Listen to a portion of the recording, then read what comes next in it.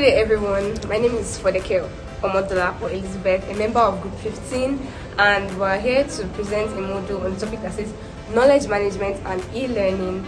We'll be discussing 6 objectives, but we're talking about just 2. So I'm going to be talking about the first objective that says describing the 3 types of intellectual capital and how explicit and tacit knowledge are being used in an intellectual capital. So I want us to know what knowledge management is first.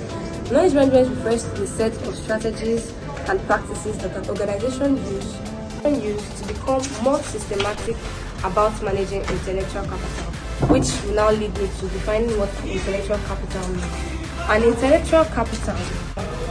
The nature of intellectual capital includes all intangible assets and resources of an enterprise that are not captured on the conventional accounting reports, but still adds value and still helps us to achieve a competitive advantage. Now, talking about the types of intellectual capital, we have 3 types of intellectual capital, which are number 1, the human capital. The human capital is just saying that all employees in an organization must have competence and knowledge in an organization. All employees must possess it. Then the second intellectual capital is social capital. In social capital, this includes the number and quality of all relationships that an organization employee should maintain. It should not be just within your department. Like, the relationship should just be based on everybody, your clients, suppliers, everyone within the organization. That's what social capital is saying. Then the third one is structural capital. This is just a knowledge that is documented.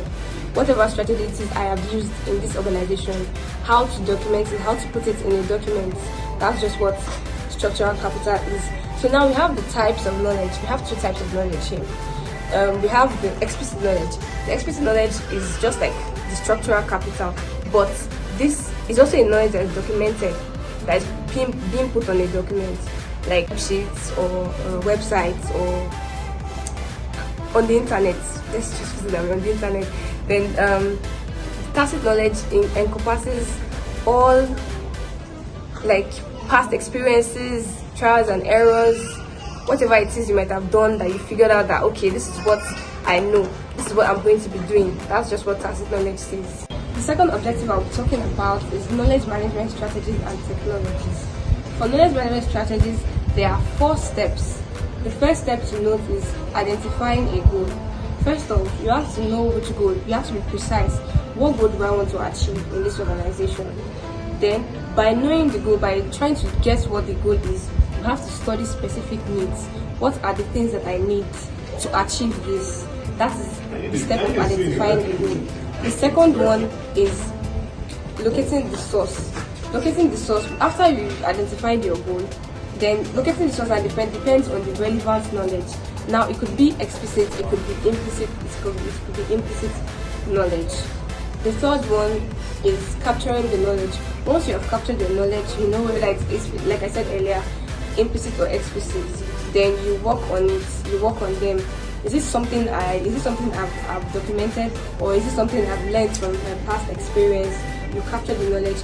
Then the 4th step is organizing, sharing, and valuing of knowledge.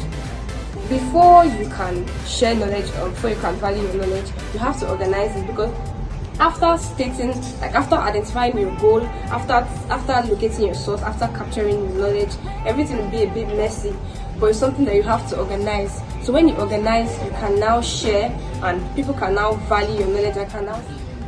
Hi, my name is Majid Mafisat. I'm here to explain how human elements can pose challenges for knowledge management and how managers can overcome them. Let's look at the role of the human element.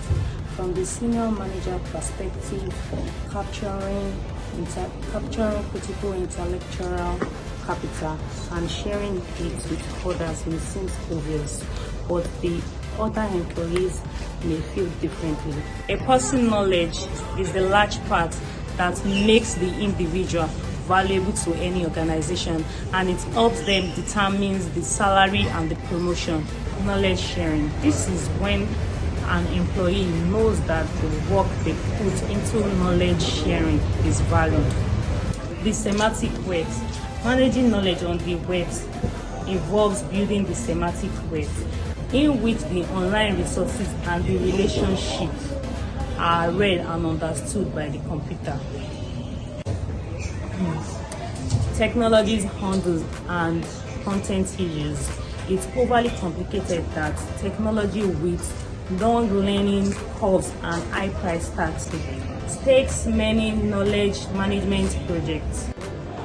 My name is Ajimatu Ernest, and I'm here to talk about e-learning. So when I talk about e-learning, it has to do with instructional approach which helps students or trainers with the help of internet connection to get learning materials. Then we talk about type of e-learning. It has to do with self-paced e-learning. We have self-paced learning. We have hybrid e-learning, and we have instructor-led e-learning. When we talk about instructor-led e-learning, this has to do with teachers guiding students using classrooms, using emails, using phones, another collaboration technology. When we talk about hybrid e-learning, this has to do with online activities and physical classes. Like for instance, now when we talk about online activity, when we talk about physical classes, having lectures physically, and then when we talk about online activities, going back home to continue that class using using internet connection. Hi, I'm Ororomo, and I'm here to talk about creating e-learning program. Creating a successful e-learning program requires the contribution of the following people, such as the subject matter expert, the instructional designer, and the project sponsor. The subject matter expert is a person who is knowledgeable about the concept expertise and knows what should be covered, while the instructional designer is a person who brings about the knowledge, skills, and suggests what strategy to use for an e-learning program. Lastly, the project sponsor is the person who defines the project goals and funds the project. Now I'm talking about a learning objective. A learning object is a digital resource that is embedded in an e-learning course. It can be shared, be used for multiple purposes, and it can also be re-edited. A learning object can be as simple as a text. It can also be converted to a web page, and it can also be a PowerPoint presentation. An e-learning program can be in form of simulation. Simulations are online activities that create scenarios and invite learners to make choices. Simulations are a great way for people to make choices without being a harm to themselves or to their organizations. One of the cons of e-learning is that it's affected by cheating. There are several strategies that can be employed to curb cheating. One of the following is e-learning programs might require students to use a one-time password or their fingerprints or biometric identification to verify users. Students might be asked to sign a honor pledge before they take a test or an examinations.